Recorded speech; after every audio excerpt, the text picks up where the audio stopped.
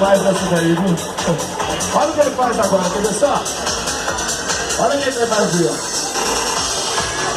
No aquecimento. Essa é pra criançada, hein? Vai lá, Caião. Fica olhando. Manobra macaquinho. Quer ver por que macaquinho? Ele vai ficar com o corpo totalmente fora do CB500R. Braços esticados. E girando em torno do seu próprio eixo. Girando, rodando. E é o seguinte, se a galera fizer muito barulho, ele encerra com 540 graus ali, eu tenho certeza. Então, vem pra pista com ele. Agora com você, Caio Cunhas.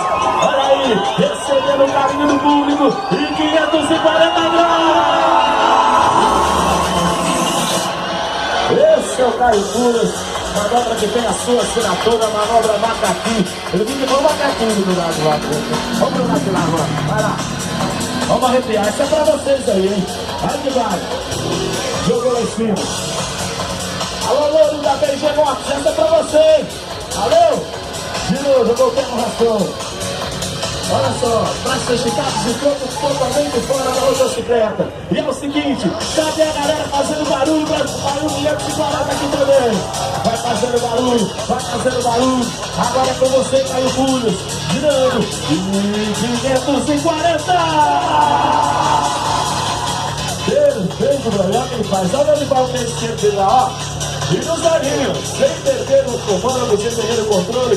Esse é Caio Cunhas! Olha só, freando lá com a perna direita.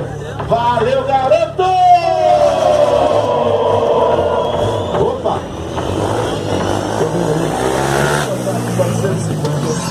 O ato, não sei não. Eu acho que vai ter trabalhando por aí, hein? Tô desconfiado, Dentinho, meu amigo. Cambalhota pra galera, é? Mas é uma cambalhota. Então, pra gente ser justo, vou fazer o seguinte.